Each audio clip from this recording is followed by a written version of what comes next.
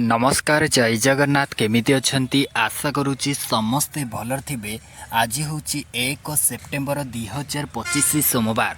तेबे आज दिनर आपण मानकु माने आज सकाळर आपण मानकु 9टी ओडिशा सरकार एवं सेंट्रल गवर्नमेंट तरफ जहाँ जहाँ भी लाटेस्ट अपडेट आसी आपण मानकु से विषय संपूर्ण भाव में जनइबी। तो समस्त को अनुरोध समस्ते आज ए वीडियो को शेष पर्यंत देखिए। वीडियो जदि भल लगे वीडियो को गोटे गोटे लाइक करेंगे, शेयर करेंगे एवं आपण ए वीडियो को केउ जिल्लारू देखुछंती निहाती भाव में कमेंट सेक्शन दे कमेंट करके जनइबे। ता सहित जो माने एपर्यंत आम चैनल को सब्सक्राइब करना तेबे चैनल को निहाती भाव में सब्सक्राइब करी रखिबे।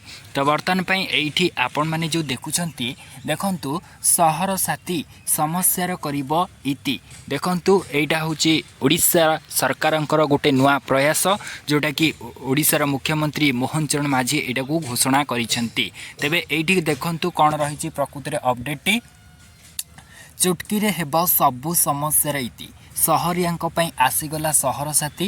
राज्यस्तरीय स्वायत्त शासन दिवस अवसर गतकाली मुख्यमंत्री मोहन चरण माझी सहर साथी सुविधार लोकार्पण करथिले। यह नागरिकों को सशक्त द्रुत एवं क्रियाशील सेवा प्रदान सुनिश्चित करने दिगरे बलिष्ठ भूमिका तुलाइब बोली कुहा जायछि। तेबे एहाकु नेकी आपण मानकर मतामत कोन रहिबो निश्चित कमेंट सेक्शन दे कमेंट करिकि जणांतु। बर्तमान पई परवर्ती अपडेट को आसीबा देखंतु पवन सहित प्रबल वर्षिब कौन रही प्रकृति रिपोर्ट समस्ते नजर पकांतु। वर्तमान राज्य में घूर्णिबलय मौसुमी ट्रफ प्रभाव में वर्षा लगी रही। गत 24 घंटे सर्वाधिक कंधमाल जिला फिरिंगिया अंचल में 12.5 सेंटीमीटर वर्षा रेकर्ड करा जायछि। तेबे आसंता 2 तारिख बेलू उत्तर पश्चिम बंगोपसागर अंचल में आउ एक लघुचाप क्षेत्र सृष्टि हेबा नै कि आंचलिक पाणीपाग केन्द्र सतर्कता जारी करिछि। या प्रभाव में 3 तारिख जाए माने सेप्टेम्बर 3 तारिख आज हूँ 1 तारिख तो 3 तारिख जाए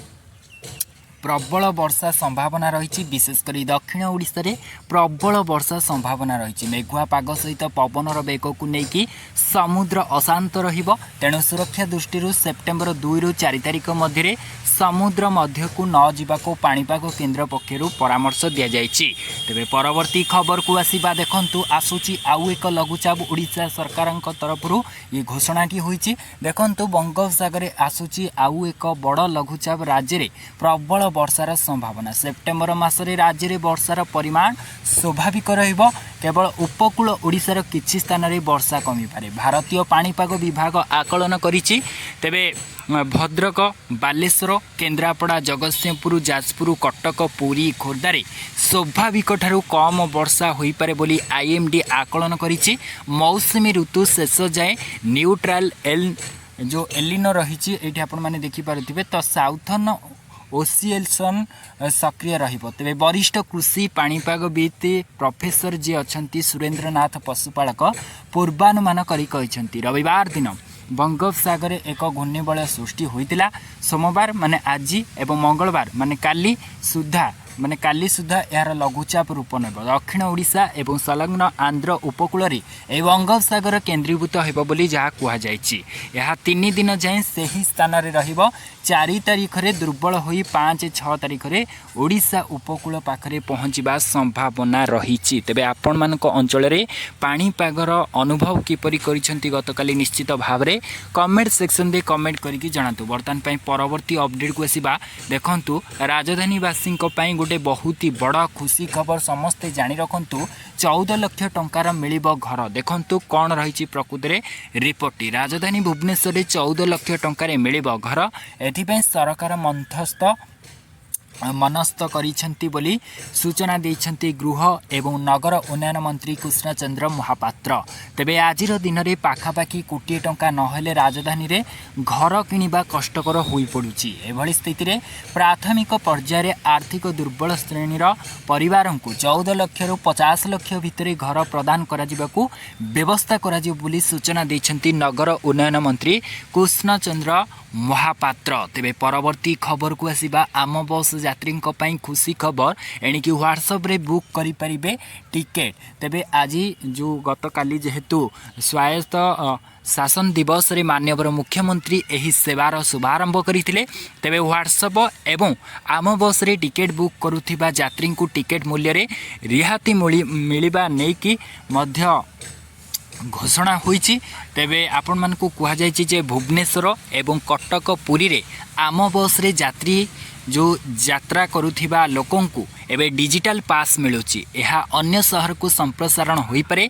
विभिन्न शहर रे चालुथिबा एही आम बस रे यातायात करुछंती अधिकांश लोके कम टंकारे सुगम यात्रा हेउथिबारु लोक माने आम बस उपरे निर्भरशील अछंती। तेणु लोकंकु सुविधा नजर रखी एभली सेवा को आरंभ करने को जाउछंती राज्य सरकार बा मोहन सरकार।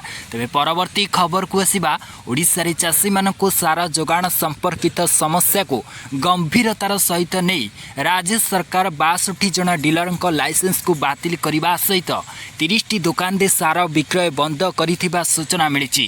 तेबे कला बजार चोरी नकली सार विक्रय को रोकिबा पई राज्य सरकार जिला एवं ब्लॉक स्तर रे कृषि राजस्व और पुलिस अधिकारी मानकु नहीं प्रवर्तन दल गठन करिसेंती। जेउठिकी जेकोसी बेआईन कार्यकलाप पई राज्य सारा सार खुचुरा एवं पाइकारी पॉइंट गुड़िकर नियमित अचानक जांच करा जाउची। जदि आपण मानक अंचल रे एई भली किछि लोक अछंती डीलरशिप माने अछंती निश्चित भाव में कमेंट सेक्शन दे एवं ओडिशा सरकार को जो तांकर जो व्हाट्सएप नंबर अच्छी से आपण माने दुर्नीति विषय जणै परिबे। तेबे परवर्ती खबर को आसीबा आपस समाधान त्रुटिब महानदी कली। तेबे महानदी जल विवादर आपस समाधान करने ओडिशा एवं छत्तीसगढ़ पक्षरु सरकारी स्तर में आग्रह प्रकाश पाई। दीर्घ दिन विवादर समाधान पाई उभय पक्ष बाट बाहर करने को सहमत देइछंती। तेबे एपरिकी आसंता डिसेम्बर मासरे एने ओडिशा मुख्यमंत्री माननीय मोहन चरण माझी एवं छत्तीसगढ़ मुख्यमंत्री विष्णुदेव साय माने बैठक रे एकाठी होई पारंती बोली जहा सूचना मिली। आपण माने एडी देखि पारुथिबे। तो परवर्ती अपडेट को आसीबा देखंतु परवर्ती अपडेट होची समस्तक पई खुशी खबर। आजिठू बदलिबो नियम। तेबे आजिठू बदलिबो नियम स्पीड पोस्ट अधीन को आसीबो समस्त डाक पोस्ट। तेबे सेप्टेम्बर पहिला माने आजिठारु अर्थात आपण माने जानि रखंतु आजिठारु ही बदलिबो एही नियम जहाँ साधारण लोकंक बजेट को किछि मात्रा रे प्रभावित करिवो। तेबे 1 सेप्टेम्बर परिवर्तन हेबाकु थिबा नियम रे एसबीआई क्रेडिट कार्ड शुल्क मध्य वृद्धि ठारू आरंभ करिकी आधार कार्ड अपडेट संबंध में मध्य रही। किछि नियम साधारण लोकों को सुविधा पाई थिबा बेले किछि नियम साधारण लोकों पॉकेट ऊपर मध्य प्रभाव पकेबे। तेबे कौन सब नियम बदलिबा को जाउछि देखंतु मु जोटा इंपोर्टेंट पॉइंट सेटा ही आपण मानकु लास्ट रे कहि देबी। तो देखंतु एठी आपण माने देखि पारुथिबे कमिला कमर्शियल गैस दर। देश रे सस्ता हैला कमर्शियल गैस दर। एइतरु से नियमटा होछि एटा आपण माने जानि रखंतु सेप्टेम्बर पहिला माने आजिठारु कमिला गैस दर लोकों को मिलला आश्वस्ति। एलपीजी गैस दर रे हैला बड़ परिवर्तन। 19 किलोग्राम एलपीजी दर रे 51 टंका 50 पैसा हास होईछि। तो दिल्ली रे वाणिज्यिक गैस दर 1580 टंका हेले बर्तन पई घरोई एलपीजी गैस दर अपरिवर्तित रही बोली जहाँ सूचना रही। तेबे ये हूँ आपण मानक पई आज सकाळर मुख्य खबर थिला। आशा करूची आपण मानकु ए वीडियो रु किछि भी इंपोर्टेंट इनफॉर्मेटिव अपडेट मिली जाइतिबो। जदि मिली ताले वीडियो को गुटी गुटी लाइक करंतु शेयर करंतु एवं आपण माने जदि एपर्यंत आम चैनल को सब्सक्राइब करनांती तेबे चैनल को निहाती भाबरे सब्सक्राइब करी रखंतु। रहुची पुणी थरे नेक्स्ट अपडेट आनिबी। से पर्यंत विदाय नउची। जय जगन्नाथ।